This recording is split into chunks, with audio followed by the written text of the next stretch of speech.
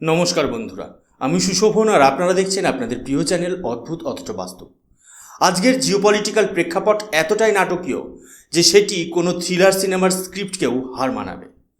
আমেরিকার supreme court বনাম Donald Trump এক অভাবনীয় সংঘাতের সাক্ষী হলো গোটা বিশ্ব। আর এই ঝড়ে অজান্তেই ভারতের ভাগ্য খুলে গিয়েছে। যে ট্যারিফ বা শুল্ক নিয়ে ট্রাম্প প্রশাসন এতদিন ভারতকে রক্তচক্ষু দেখাচ্ছিল, আমেরিকার শীর্ষ আদালতের একটি মাত্র রায়ে সেই 18% ট্যারিফ এখন মাত্র 10% নেমে এসেছে। হ্যাঁ, আপনারা ঠিকই শুনেছেন, ভারত কোনো যুদ্ধ না করেই, কোনো আপোষ না করেই আমেরিকাকে ব্যাকফুটে ঠেলে দিয়েছে। এই ভিডিওতে আমরা গভীর অ্যানালিসিস করব যে কেন মার্কিন বিচার ব্যবস্থা নিজের দেশের প্রেসিডেন্টের বিরুদ্ধেই চলে গেল এবং মোদি ট্রাম্পের কথিত ট্রেড ডিল আসলে কোন গোলকধাঁধায় দাঁড়িয়ে আছে। ভিডিওটি শেষ পর্যন্ত দেখুন, কারণ আজকের এই বিশ্লেষণে লুকিয়ে আছে বিশ্ব অর্থনীতির আগামী কয়েক বছরের মানচিত্র। আর হ্যাঁ, এই সংক্রান্ত সমস্ত প্রামাণিক নিউজ লিঙ্ক আমি নিচে ডেসক্রিপশন বক্সে দিয়ে দিয়েছি, আপনারা চাইলে সেগুলো যাচাই করে নিতে পারেন। ঘটনার সূত্রপাত কয়েক মাস আগে থেকে, যখন ডোনাল্ড ট্রাম্প তার আমেরিকা ফার্স্ট পলিসি নিয়ে হুঙ্কার দিচ্ছিলেন। তার মূল অস্ত্র ছিল ইউনিভার্সাল বেসলাইন ট্যারিফ। ট্রাম্পের দাবি ছিল বিশ্বের যে কোনো দেশ আমেরিকায় পণ্য বিক্রি করতে গেলে তাদের উচ্চ হারে ট্যাক্স দিতে হবে। ভারতের ওপর এই চাপের পরিমাণ প্রথমে ছিল 50%, যদিও পরে সেটা কমিয়ে 18% করা হয়। কিন্তু আমেরিকার বিচার ব্যবস্থা অর্থাৎ জুডিশিয়ারি হঠাৎ করেই এই পুরো পরিকল্পনায় জল ঢেলে দিল। মার্কিন সুপ্রিম কোর্ট স্পষ্ট ভাষায় জানিয়ে দিয়েছে যে ট্রাম্প যে পদ্ধতিতে এই ট্যারিফ চাপিয়েছিলেন তা সম্পূর্ণ ইল্লিগাল বা অবৈধ। মার্কিন সংবিধানে একজন প্রেসিডেন্ট এককভাবে সারা বিশ্বের ওপর এমনভাবে কর চাপাতে পারেন না। এর জন্য নির্দিষ্ট আইনি প্রক্রিয়া ও পার্লামেন্টের অনুমোদন প্রয়োজন। ট্রাম্পের মতো একজন শক্তিশালী নেতার পক্ষে এটা ছিল একটা বিশাল পলিটিক্যাল সেটব্যাক। তিনি চেয়েছিলেন আমেরিকার ম্যানুফ্যাকচারিং খাতকে শক্তিশালী করতে, কিন্তু নিজের দেশের আইনি বেড়াজালে নিজেই ফেঁসে গেলেন। সুপ্রিম কোর্টের রায়ের পর ডোনাল্ড ট্রাম্পের যে রূপ আমরা দেখলাম তা ছিল আক্ষরিক অর্থেই বিস্ফোরক। রায় ঘোষণার কয়েক ঘন্টার মধ্যেই ট্রাম্প তার সোশ্যাল মিডিয়া প্ল্যাটফর্মে বিচারপতিদের ওপর কার্যত ঝাঁপিয়ে পড়েন। তিনি সরাসরি লিখেছেন, I am ashamed of certain members of the court, অর্থাৎ আমি এই আদালতের নির্দিষ্ট কিছু সদস্যের জন্য লজ্জিত। চিন্তা করে দেখুন, একটি দেশের রাষ্ট্রপ্রধান তার দেশের সর্বোচ্চ আদালতের বিচারপতিদের লজ্জাজনক বলছেন।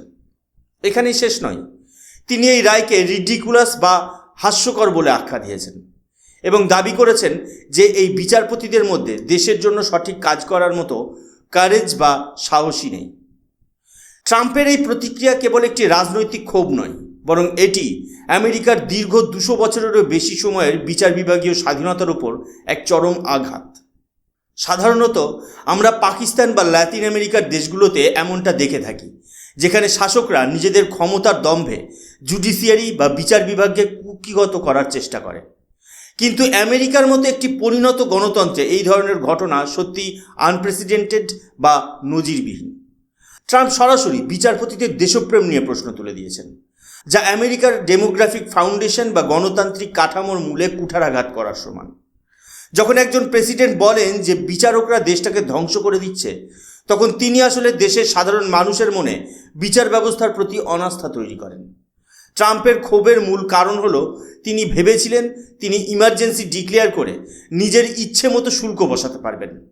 কিন্তু আদালত তাকে মনে করিয়ে দিয়েছেন যে আমেরিকা কোনো একনায়কতন্ত্রের দেশ নয়।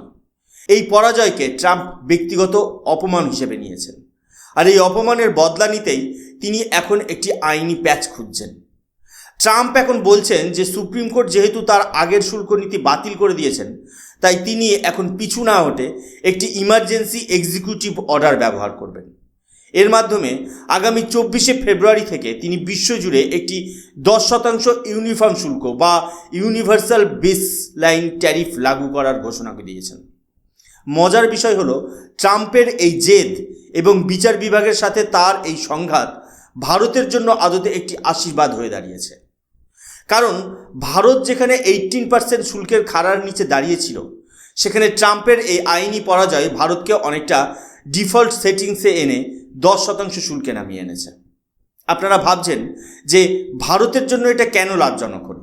দেখুন, গত কয়েক সপ্তাহ ধরে বাজারে খবর ছিল যে ভারত এবং আমেরিকার মধ্যে একটি বড় ট্রেড ডিল স্বাক্ষরিত হতে যাচ্ছে। দাবি করা হচ্ছিল যে ভারত মার্কিন পণ্যের ওপর থেকে শুল্ক কমালে ট্রাম্প ভারতের পণ্যের ওপর থেকে ট্যারিফ 18% নামিয়ে আনবেন। কিন্তু বাস্তবে কোনো অফিসিয়াল এগ্রিমেন্ট বা চুক্তি এখনও সই হয়নি। ভারত সরকার এবং পীযূষ গোয়েলের নেতৃত্বাধীন বাণিজ্য মন্ত্রক অত্যন্ত বুদ্ধিমত্তার সাথে ওয়েট অ্যান্ড ওয়াচ পলিসি নিয়েছিল। তারা জানতেন যে আমেরিকার অভ্যন্তরীণ রাজনীতি যে কোনো সময় মোড় নিতে পারে। আজ দেখা যাচ্ছে ভারতের সেই ধৈর্যই জয়ী হয়েছে। সুপ্রিম কোর্টের রায়ের ফলে 18% শুল্ক এমনিতেই অবৈধ হয়ে গেছে। আর ট্রাম্প এখন যে নতুন 10% শুল্ক লাগু করছেন তা ভারতের পূর্ব নির্ধারিত 8%-এর তুলনায় অনেক কম। অর্থাৎ কোনো বিশাল ছাড় না দিয়েই ভারত আমেরিকার বাজারে সস্তায় মাল পাঠানোর সুযোগ পেয়ে গেল। তবে মুদ্রার উল্টো পিঠ বা the other side of the coin আমাদের খুব সতর্কভাবে বুঝতে হবে। ট্রাম্প যখন সুপ্রিম কোর্টের তোপের মুখে পড়ে তড়িঘড়ি 10% ফ্ল্যাট ট্যারিফ বা ইউনিফর্ম শুল্ক ঘোষণা করলেন, তখন তিনি আসলে খেলার নিয়মটা সবার জন্য সমান করে দিলেন। এই 10% শুল্ক শুধুমাত্র ভারতের জন্য নয়, এটি ইউরোপিয়ান ইউনিয়ন, জাপান, দক্ষিণ কোরিয়া এবং বিশেষ করে ভিয়েতনামের মতো দেশগুলোর জন্যও প্রযোজ্য। লক্ষ্য করে দেখুন, ভিয়েতনামের ওপর আগে 20% শুল্কের খাড়া ঝুলছিল, যা এখন রাতারাতি 10% নেমে এসেছে। এর মানে হলো গ্লোবাল মার্কেটে ভারতের যে মূল প্রতিযোগী দেশগুলো আছে তারাও এখন আমেরিকার বাজারে ঢোকার জন্য একই রকমের সুবিধা পাচ্ছে। অর্থাৎ মাঠ এখন সবার জন্য সমান বা একটি লেভেল প্লেয়িং ফিল্ড তৈরি হয়েছে। কিন্তু এখানে একটা বড় প্রশ্ন জাগে, মাঠ সবার জন্য সমান হওয়া সত্ত্বেও ভারত কেন এগিয়ে বা ভারত কেন স্ট্র্যাটেজিক অ্যাডভান্টেজ ভোগ করছে?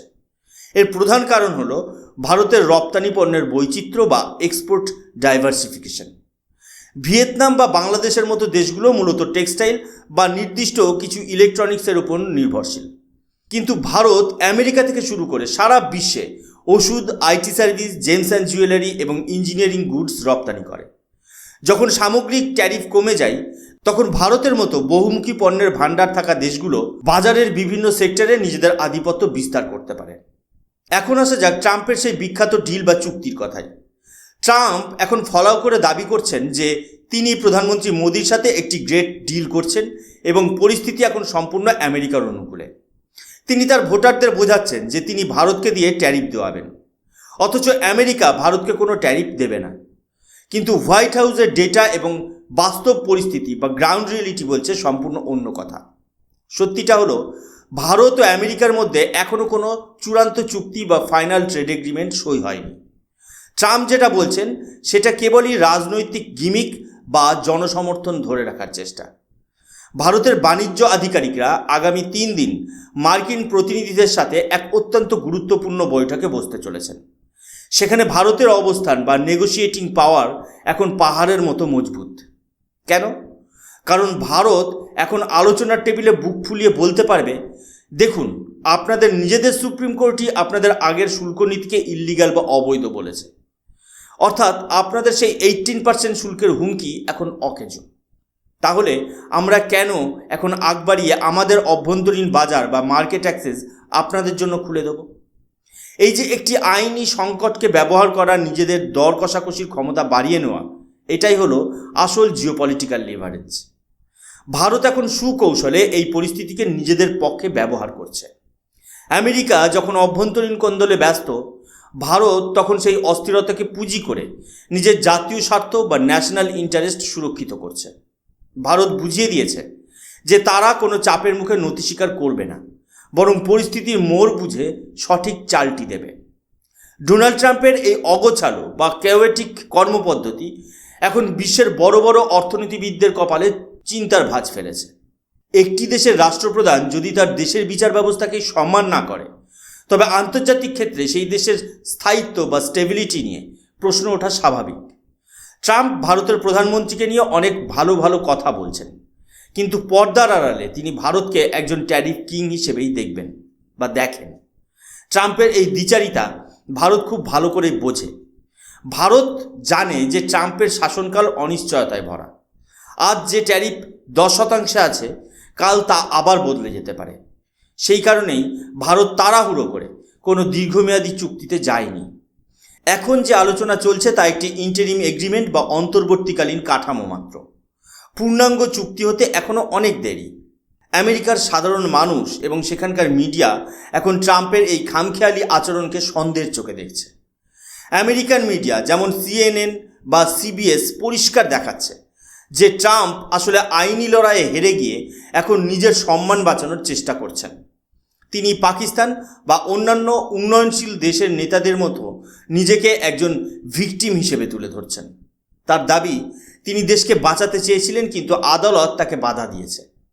এটি আসলে জনমানুষের সিম্প্যাথি বা সহানুভূতি পাওয়ার একটি কৌশল মাত্র। কিন্তু বিশ্ব রাজনীতিতে আবেগের কোনো জায়গা নেই। এখানে চলে শুধু লাভ ক্ষতির অঙ্ক। আর এই অঙ্কে আপাতত ভারত একটি বড় জয় ছিনিয়ে এনেছে।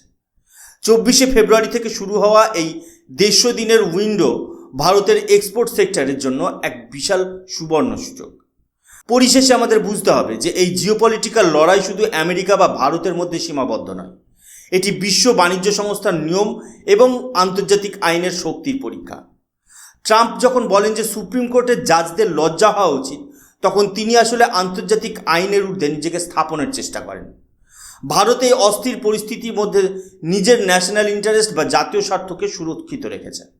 আমাদের দেশের কূটনীতি এখন এতটাই পরিণত যে আমরা আমেরিকার অভ্যন্তরীণ গোলযোগের সুযোগ নিয়ে নিজেদের জন্য সেরা ডিলটি নিশ্চিত করতে পারছি। সুপ্রিম কোর্টের এই ঐতিহাসিক হস্তক্ষেপ ভারতের অর্থনীতিকে কয়েক বিলিয়ন ডলারের বাড়তি শুল্ক থেকে বাঁচিয়ে দিয়েছে। আজ ভারত সারা বিশ্বকে দেখিয়ে দিল যে কঠিন সময় এবং সঠিক আইনের প্রয়োগ কিভাবে একটি দেশকেও জিতিয়ে দিতে পারে। অদ্ভুত হলেও এটাই আজকের রূঢ় বাস্তব।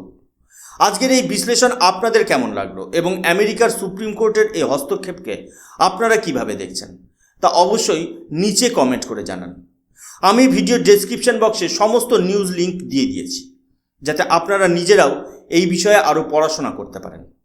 ভিডিওটি ভালো লাগলে লাইক করুন এবং আপনার বন্ধুদের সাথে শেয়ার করুন যারা আন্তর্জাতিক রাজনীতি বা জিওপলিটিক্স নিয়ে জানতে আগ্রহী। আর আপনি যদি এই চ্যানেলে নতুন হন তবে অদ্ভুত অথচ বাস্তব সাবস্ক্রাইব করতে ভুলবেন না। দেখা হচ্ছে আগামী পর্বে এমনই কোনো রোমাঞ্চকর এবং তথ্যবহুল বিশ্লেষণ নিয়ে। আমি সুশোভন আজকের মতো বিদায় নিচ্ছি। সুস্থ থাকুন, সচেতন থাকুন। জয় হিন্দ, বন্দে মাতরম, ভারত মাতা কি জয়।